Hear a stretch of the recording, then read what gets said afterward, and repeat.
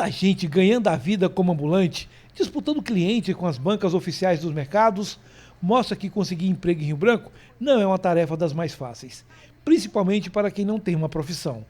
Desemprego é um dos indicadores usados pela organização Centro de Liderança Pública, que todos os anos prepara o ranking de competitividade dos estados. São analisados 10 pilares fundamentais que servem para o setor privado avaliar se vale a pena investir no estado. Nos números gerais, o Acre ficou em último lugar entre as 27 unidades da federação. Até 2022, o estado ficava em 24º lugar, agora foi para 27º. Entre os quesitos que mais contribuíram para essa queda estão a falta de investimentos públicos em segurança, educação, sustentabilidade social e eficiência de gestão. Um dos pilares que fez o Acre perder várias posições foi o de segurança pública.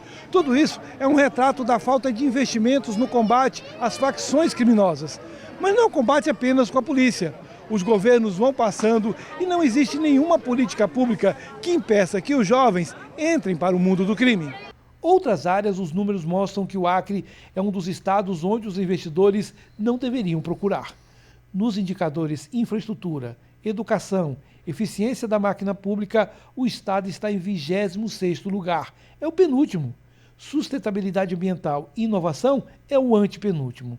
Esses números mostram que o Acre precisa melhorar muito para atrair empresários de outros estados.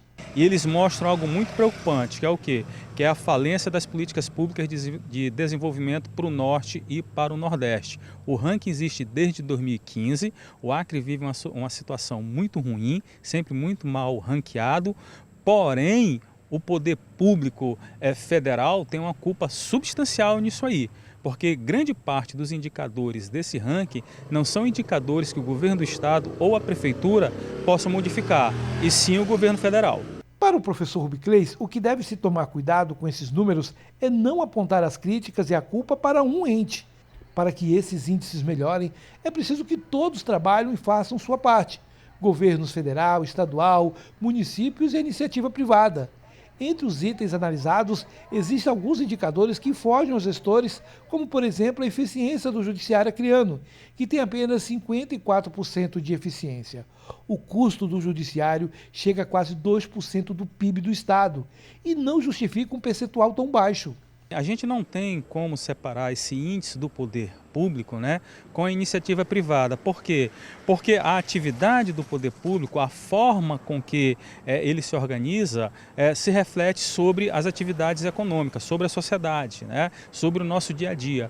Então, falta de transparência, judiciário não ágil impacta diretamente sobre as pessoas, sobre as empresas. No quesito investimento, a nota do estado foi 0, assim como empreendimento inovador.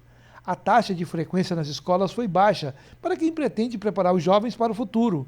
No ensino fundamental, 57%, no médio, 64% e infantil, 12,9%. Na qualificação da mão de obra, o índice foi de 10%. Por outro lado, destinamos corretamente apenas 10% do lixo. Temos 11,4% de rede de esgoto e a reciclagem chega a 0,1%. A recuperação de áreas degradadas não chega a 0,5%. Está aí envolvida a União, Estados, municípios e também a sociedade.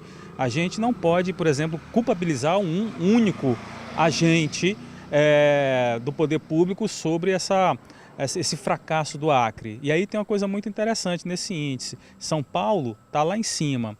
E aí você vai ter Paraná, Santa Catarina em estados intermediários. E o restante do Brasil é tudo muito semelhante, é tudo muito ruim. Procuramos a Federação da Indústria, a Secretaria de Indústria e Comércio do Estado, para que comentassem os números. Não responderam.